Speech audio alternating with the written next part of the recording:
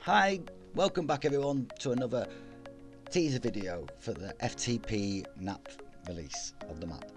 Okay, so we've brought back aircraft carriers, and for your information, they will not be able to be bought. It's a first come first serve basis, and when they're freed up, you can then take them over, and that's how it's going to work. There'll be no auctions, no buying them. So that's that cleared up with to start off with. Now there is quite a few on the map. There's 5 altogether for you to find. I'm not going to reveal their locations, but there's 5 on the map altogether, so that should be enough for everyone to get one if you want one. So you can build on these. There's no point, there's no refuel station, you've got to put your own on and things like that. So that's how it is basically. So I'm going to take you for a quick run round. The slingshots do work on the carriers, and I'll be showing you some video of that. They're just at the end, so you can land with the hook and take off with the catapult. So that's about it really. I mean, the people who've had aircraft carriers before, you know what you're doing. If you're a first time player and you're new getting there and you have an issue placing your flag or anything like that, just get in contact with a member of staff via the ticket system, and one of us will be there to help you as soon as possible. But yeah, you just hook your plane up to that and off you go. And then down the other end of here is you've got various bits of buildings you can go into. Zoom on down here, look.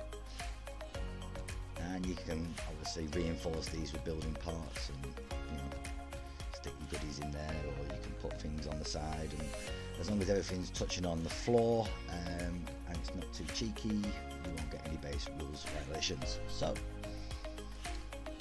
with that aside, let's have a look at some jets using it.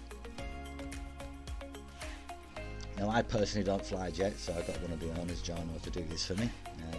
So it's just demonstrating how the actual hook and the catapult system works. So he's coming in, he's lined up, and he's going to touch down, and he's used the hook, and it's going to slow him down. So the bungee for the hook is at the start, as you start to land, and he's lining up on the catapult system next to it there. He's lining up for this one here, look. So as you watch him, he's just getting straight in front of it, and then he's selecting down through the options to use catapult, and he'll select it and he'll just get pinged off out to sea. There we go. So then that's how you take back off these carriers, and it's as simple as that, guys. So we're gonna now, that's all dealt with. Okay, so there's 5 on the map for you to find, all in different locations. You cannot lie. So let's get to the good part, what we're all wanting for. The FTP new mission, which is Warzone. Okay, now this is completely new and it's been built by devs and owners, and it still may have a couple of teething problems. We've yet to experience it being fully stress test, but we're happy with what we've done so far, and this is what I'm going to chat to you about. So as you can see, there's a red circumference around it, which is very much like the red zone, the red zone sort of area. So you don't need a gas mask in here. It's just when you're actually in this area, things will actually start to spawn and come to get you.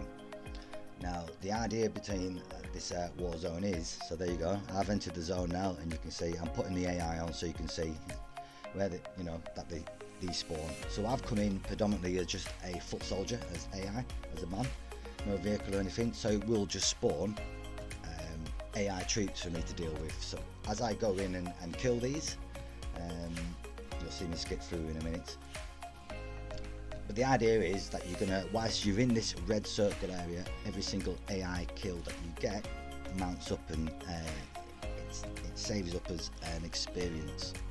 And with this experience or stroke kills, you can then buy stuff from the reward shop, which I'll get to later on in the video. So I'm just literally zipping through here to find, it's a bit going really fast and teleporting. I put it on fast speed as well, sorry about that. But, so I'm looking for the troops. I know roughly where they are, and here they are. So excuse my poor aim. Had a few beers in me last night whilst trying to do this, and I'm not the best shot. I don't think I even zeroed it. But what I'm trying to do is just kill a single AI, so you get an idea of what happens and where it ticks up in the top left. So there we go. So you can see I killed him and I got X amount of experience. Now you also get that mounted up in your kills. So every time that you leave the red area, that red zone, it resets, okay? And it'll so your kill count will reset, but it'll keep them saved, I believe. So now I'm taking in a tank. Now this is what's different about this whole Warzone. So now I'm bringing in a vehicle. This mission recognizes that I'm bringing in a vehicle and will counter measure me. So not only will the AI all now have capable rocket launchers that could lock on and do substantial damage to me, it will also spawn vehicles that can deal damage to me as well. So this is it demonstrates the threat of what actually happens when you bring something that you think is going to be overpowered into the zone. Well, no, the zone knows this, and it's going to actually combat you with other powerful vehicles and things. So I'm just roaming through, just getting into the area, and I'll have a look on the map. You know, it takes about a minute, 30 seconds to a minute for troops to recognise you and spawn in. So I'll hit the AI here. So yeah, you can see the original bunch in the middle. The spot that's the AI. And they'll come and get me. They've all got rocket launchers and stuff now because I'm in a vehicle, and it's also spawned a random vehicle, so it's put at the moment, which I think will be removed at the time, but for example it was a Bobcat. And so now we're moving on to if you bring a helicopter in. Okay, so again the same principle for this. You can't just come in and think you're going to be overpowered and start wasting the missions like these guys are doing. They're sending in the rockets and things like that, because they'll be ready for you. This AI are ready, and they will have a reply for you. They've got rockets, and it will start spawning in AA vehicles and other vehicles to deal with you. So we're just having a look from another point of view. This is Yoda doing some demo flying for me. It's John who we're just taking down, and we're just demonstrating that the AI will actually take you out. You can't be that overpowered in this area. You know, it'll take a skill set really to do it, and if you're a good pilot, I think you'll do it. If you're not, you're going to be there cannon fodder. But so what actually happens then? So obviously you're in this zone, whichever choice you're in, whether you're in a vehicle or you're on foot or in the air, and you're racking your kills up, and you've had enough and you're still alive. Okay, so if you actually die whilst you're in this zone, none of your kills will count. You've got to get out the red zone alive. Alright, so what happened there, all them kills you would have gone. So let's say I've killed 70 people and we're on the way out. So we've done quite a bit of substantial work to our XM8 bot as well. Okay, we've done stuff that other people haven't, as far as I know, have done yet, and we're really upping his game and looking into bringing new things in to try and give more content back to the players. So there is an FTP Warzone shop. Now it's ongoing under discussion where you will be able to access this shop, whether it will be in the zone itself or a black market trader. But you see, you've got your things, you've got your current kills at the top. So if I went in and killed 10 people and got out, it would save my 10 kills at the top, and I could go in and keep building up and stuff like that. But then you can start buying stuff. So we've got some guns in here. We've got like this massive like super anti-material gun and the ammo for it. I'll let you have a look at them when you get them. I'm not bringing them out to show you. I've not got the kills. And then we move into some of the other stuff that you can buy here. So into the attachment side, so you've got scopes and suppressors and things. Equipment that you can get. Softline, which is the goggles, I believe. Vehicles won't be in. And then you've got a stinger and stuff that you can buy. So it's all stuff that you can buy rewards. I'm sure we'll be adding more as we go along. And basically you just click that, you click accept, jobs are good.